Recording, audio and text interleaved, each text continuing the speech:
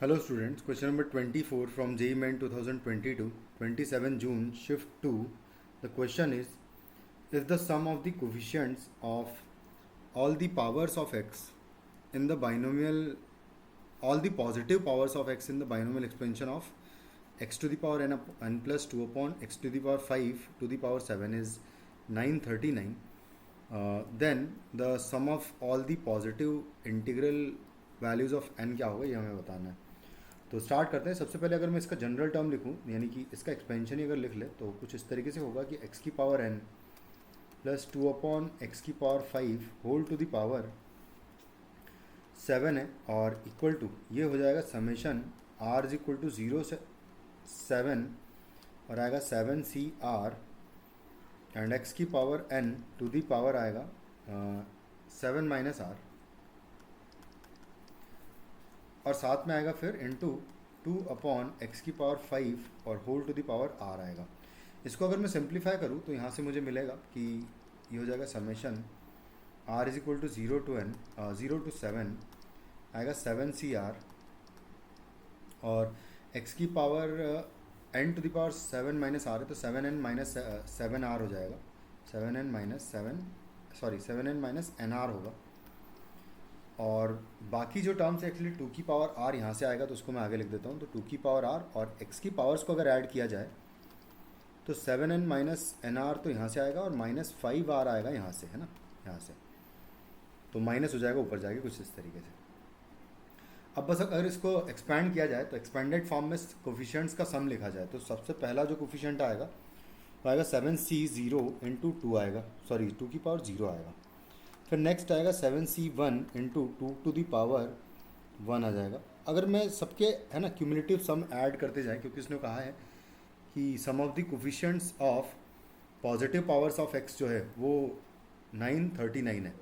तो इसका मतलब ये है कि जहाँ तक भी कोफिशिएंट्स का सम 939 के आसपास नहीं आता है या एग्जैक्टली इतना नहीं आता है वहाँ तक मुझे जाते रहना है. तो सबसे पहला टर्म का अगर पावर, है ना, साथ में लिखते भी चलता हूँ वैल्यूज़, तो ये हो जाएगा 1, ये हो जाएगा 14. तो अभी भी जो सम है 939 तो नहीं होगा. फिर नेक्स्ट टर्म आएगी 7C2 और इंटू आएगा 2 का स्क्वायर आएगा. तो इसका वैल्यू अगर कैलकुलेट करूँ तो यहाँ पर मुझे मिलेगा 7C2 का वैल्यू हो जाएगा, अच्छा 2 स्क्वायर तो 4 हो जाएगा, 2 स्क्वायर 4 और 7C2 का वैल्यू है ना 21 आ जाएगा. तो ये जब मल्टीप्लाई होगा तो एक्चुअली यहाँ पर 84 आपको मिल जाएगा. फिर नेक्स्ट ऐसे हम लोग ऐड करते जाएंगे. 7C3 इंटू 2 क्यूब करूँगा तो जो इसका वैल्यू आएगा वो आ जाएगा 280 आ जाएगा. इसी तरीके से तो यहाँ तक भी अगर सम करूँगा मैं तो ये भी अभी तक सम जो है वो 939 के आसपास नहीं जाएगा. फिर नेक्स्ट टर्म देखें अगर तो आएगा 7C4 इंटू 2 की पावर 4 करेंगे तो हाँ, अब अगर इसका सम निकालूंगा तो ये आ जाएगा 560. तो ये सबका सम एक्चुअली आ जाएगा 939. अगर ये सम 939 है तो ये कैसे आया होगा. यहाँ पर आप देखो कि r की पावर एक्चुअली कितना रहा होगा यहाँ पर 4 तक, यानी कि r का वैल्यू 4 और r का वैल्यू 5 के बीच में होना चाहिए. ठीक है, यानी कि हम ऐसा करेंगे कि जो x की पावर्स आएगी उसको हम देखेंगे. तो r का वैल्यू अगर मैं 4 रखता हूँ तो जो पावर बनेगा यहाँ पर 4 रखने पर वो बनेगा r का वैल्यू जब 4 रखूँगा तो x का पावर आएगा मेरे पास 7n माइनस यहाँ पर रख दूँगा मैं 4 तो ये हो जाएगा 4n और आएगा माइनस 5r, है ना. r का वैल्यू हम रख चुके हैं कितना 4 तो ये 20 हो जाएगा. तो यहाँ से x का पावर आ रहा है 3n माइनस 20. तो 3n माइनस 20 जो है ये ऑब्वियस सी बात है कि ग्रेटर देन 0 होना चाहिए क्योंकि पावर ऑफ x है ये. ठीक है, क्योंकि पावर ऑफ x पॉजिटिव वाले जब ऐड किए हैं मैंने तो ही ऐसा हुआ है. और इसके जस्ट नेक्स्ट पावर जो आने वाली है वो नेगेटिव होना चाहिए, यानी कि 3n है ये. तो 3n minus 20 should be greater than 0 and इसके जस्ट नेक्स्ट जो पावर आएगा r की वैल्यू 5 पुट करके उसको भी मैं निकाल लेता हूँ.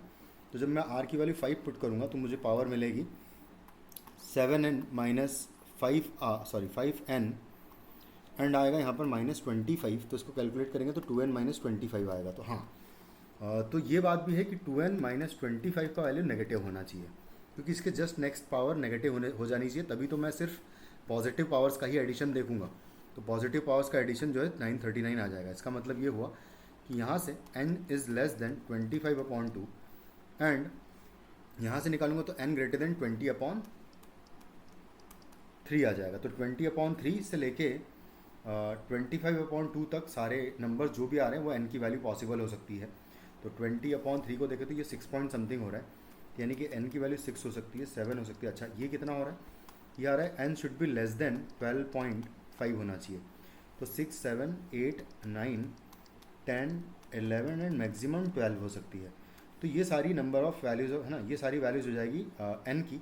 और आपसे पूछा गया है कि if the sum of the coefficient, okay then the sum of all the possible integral values of n पूछा है मेरे से, यानी कि इन सबका सम पूछा है। तो 6, 7 प्लस 8, 9 प्लस 10 प्लस 11 प्लस 12, तो इनको सबको सम करेंगे तो हमें मिलेगा 57, जो कि इस क्वेश्चन का आंसर हो जाएगा।